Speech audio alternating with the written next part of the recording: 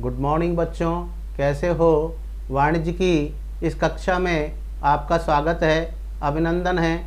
बच्चों, एकाकी व्यापार और साझेदारी के बारे में आपने विस्तार पूर्वक अध्ययन किया। आज हम कंपनी की आपको जानकारी दे रहे हैं। जब हमारा व्यवसाय का विस्तार और विकास हो जाता है तो ऐसी स्थिति के अंदर हमें कंपनी की स्थापना करनी होती है। कंपनी व्यवस्था एक बृहद व्यवस्था है।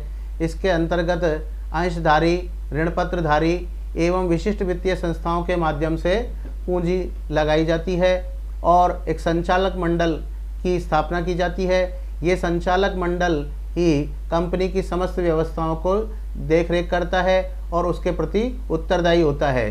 अब कंपनी को कैसे परिभाषित किया जा सकता है कि कंपनी एक विधान द्वारा निर्मित कृत्रिम व्यक्ति है जिसका पृथक वैधानिक अस्तित्व है। अर्थात कंपनी व्यवस्था एक इस प्रकार की व्यवस्था है जो विधान के द्वारा निर्मित की जाती है। कंपनी अधिनियम पर 1956 लागू किया जाता है और ऐसी स्थिति के अंतर्गत कंपनी विधान बनाया जाता है और कंपनी को एक कृत्रिम व्यक्ति माना गया है।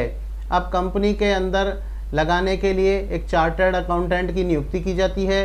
वह व्यक्ति इसके लगाने की पूरी औपचारिकताओं को पूरी करता है और समय समय पर इसके अनुसार व्यवस्था करता है।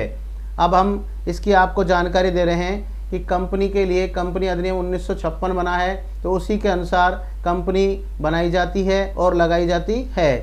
एक निजी कंपनी और सार्वजनिक कंपनी की व्यवस्था की जा सकती है। अब हम इसकी विशेषताओं का अध्ययन कर रहे हैं। सबसे पहली विशेषता है इसकी कृत्रिम व्यक्ति कि कंपनी को विधान द्वारा निर्मित एक कृत्रिम व्यक्ति माना गया है।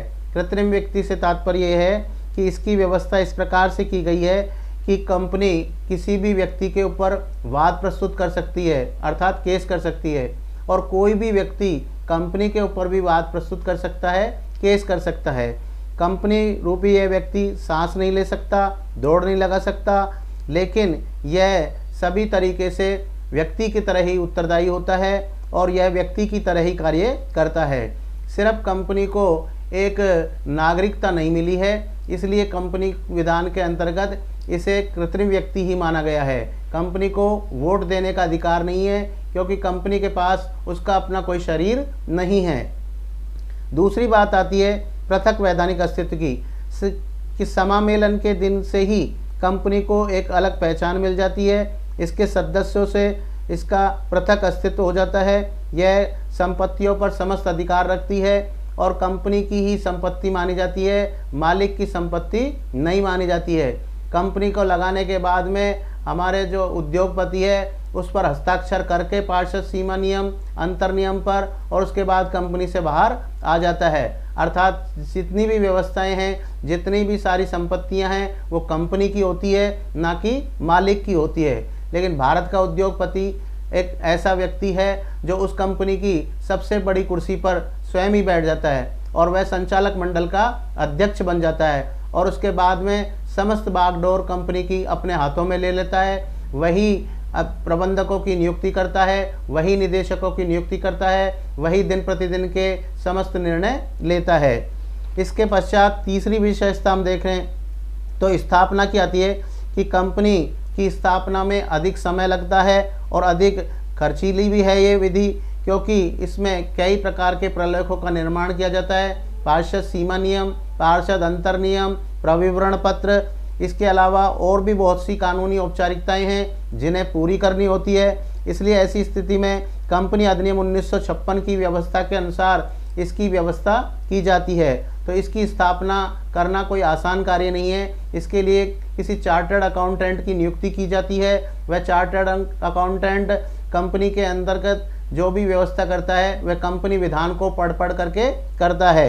इसके बाद में तीसरी जो विशेषता है इसकी वो है शाश्वत उत्तराधिकार की, कि कंपनी की रचना कानून द्वारा होती है तथा कानून ही इसका अंत कर सकता है। इसके अस्तित्व का अंत केवल तभी होगा जबकि इसको बंद करने की प्रक्रिया, जिसे हम समापन कहते हैं, वो पूरी की जाएगी। तो इसलिए कंपनी का जो है उत्तराधिकार है वो शाश्वत है। कंपनी लगातार चलती रहती है, सदस्य आते रहते हैं, जाते रहते हैं, लेकिन कंपनी की सेहत पर कोई फर्क नहीं पड़ता है। कंपनी को यदि मान लीजिए समाप्त किया जाए या उसका समापन किया जाए तो उसके लिए भी कंपनी के अंदर समापन की कार्रवाई पूरी करनी होती है। इसके बाद नियंत्रण की यदि हम बात करें तो कंपनी के अंतर्गत संचालक मंडल जो होता है उसके नियंत्रण के अधीन कंपनी कार्य करती है। संचालक मंडल की नियुक्ति की जाती है। संचालक मंडल के अंतर्गत अंशधारियों के सदस्य, ऋण पत्रधारियों के सदस्य, विशिष्ट वित्तीय संस्थाओं के सदस्य, इसके अलावा जिन जिन का सीधा प्रत्यक्ष उसमें संबंध है उन सभी का इसके अंतर्गत प्रतिनिधित्व होता है। और फिर इस प्रकार से उन पर समस्त जो नियंत्रण होता है वो कंपनी के संचालक मंडल का ही होता है। यह संचालक मंडल ही कंपनी से संबंधित सभी निर्णय लेता है और प्रस्ताव पारित करता है। कभी कभी जब अचानक जरूरत पड़ती है तो आपातकालीन इस घोषणा करता है या आपातकालीन बैठक करता है। उस बैठक के अंतर्गत ही सभी से सर्वसम्मति से निर्णय लिए जाते हैं। दायित्व की यदि हम बात करें तो हानि की स्थिति में सदस्यों का दायित्व कंपनी के द्वारा लगाई गई पूंजी तक सीमित होता है। इसमें अंशधारियों ने जितनी पूंजी लगाई है उतनी पूंजी तक ही उसका दायित्व होता है, उससे अधिक नहीं होता है। एकाकी व्यापार और साझेदारी की तरह इसमें नहीं होता है कि एकाकी व्यापार के अंतर्गत तो एक ही व्यक्ति होता है, इसलिए जो भी होता है हानि वो उसी को पूर्ति करनी पड़ती है। और साझेदारी में भी जितने सदस्य होते हैं वो सभी सदस्य इसके लिए उत्तरदायी होते हैं। लेकिन कंपनी के अंशधारी और ऋण पत्रधारी उनके द्वारा लगाई गई पूंजी तक ही उनका दायित्व सीमित होता है। इसलिए कंपनी व्यवस्था बहुत ही अच्छी व्यवस्था है। सार मुद्रण की यदि बात करें तो कंपनी विधान द्वारा निर्मित एक कृत्रिम व्यक्ति है। ऐसी स्थिति के अंतर्गत कंपनी की एक सार मुद्रा होती है। सार मुद्रा को हम मोहर कहते हैं, जहाँ पर जिस भी डॉक्यूमेंट्स होता है या कागज होता है उसके अंत में जाकर के उस मोहर को लगा करके और उससे संबंधित जो अधिकारी होता है वो हस्ताक्षर करता है। उसके बाद भी कंपनी का यह माना जाता है कि कार्य पूरा हुआ है। इसलिए कंपनी की सार मुद्रा के लगाए बिना उस पर अधिकृत व्यक्ति के हस्ताक्षर के बिना कंपनी का कार्य पूरा नहीं होता है। जोखिम की यदि हम बात करें तो कंपनी में हानि के जोखिम को सभी अंशधारी वहन करते हैं, न कि एक या कुछ व्यक्ति जैसा एकल स्वामित्व और साझेदारी में होता है। कंपनी के अंदर समस्त जो अंशधारी होते हैं उन अंशधारियों के द्वारा लगाई गई पूंजी जो होती है उस पूंजी तक ही उनका दायित्व होता है और वो सभी एक साथ सामूहिक रूप से उसको वहन करते हैं। इसमें अपने अपने हिस्सों की सीमा तक ऋण में योगदान भी देना होता है। हानि की जोखिम को बड़ी संख्या में अंशधारकों में बांट दिया जाता है। ऐसी स्थिति के अंदर किसी एक अंशधारी के ऊपर इसका भार नहीं पड़ता है। इसलिए कंपनी व्यवस्था इस प्रकार से भी बहुत ही अच्छी और सर्वश्रेष्ठ मानी जाती है। कुल मिलाकर के जब हम अधिक प्रोडक्ट बनाते हैं या हमारी कंपनी का व्यवसाय का विकास और विस्तार हो जाता है तो ऐसी स्थिति के अंदर हमें एक ऐसी व्यवस्था की आवश्यकता होती है जो कि अधिक से अधिक कार्य को कर सके और अधिक से अधिक अपने कार्य को संतुष्टिपूर्ण प्रकार से कर सके। ऐसे कुशल प्रबंधकों की नियुक्ति की जाती है।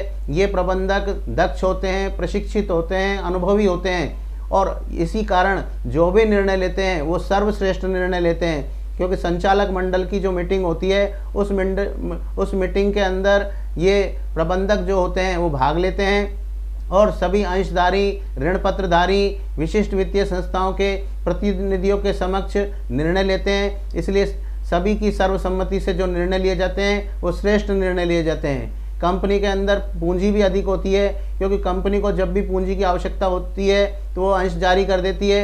उससे भी यदि कंपनी की पूंजी की पूर्ति नहीं होती है तो ऐसी स्थिति के अंदर ऋण पत्र जारी किए जाते हैं। इसके अतिरिक्त सरकार द्वारा विशिष्ट वित्तीय संस्थाओं की स्थापना की गई है। IDBI, ICIC, भारतीय औद्योगिक विकास बैंक, भारतीय रिजर्व बैंक, भारतीय जीवन बीमा निगम, ये इस प्रकार की व्यवस्थाएं हैं जो इसमें ऋण लगाने के लिए व्यवस्था करते हैं। तो ये सभी ऋण दे करके और कंपनी में अच्छे से अच्छे कार्य करवाने के लिए प्रोत्साहित करते हैं। तो कंपनी व्यवस्था सबसे अच्छी और सर्वश्रेष्ठ व्यवस्था मानी गई है। इसकी फोटो प्रति मैं आपको भेजूंगा, उसको अपनी उत्तर पुस्तिकाओं में आप उतारें, साथ ही साथ इसको याद करते रहें जिससे आपकी पढ़ाई लगातार चलती रहे। धन्यवाद।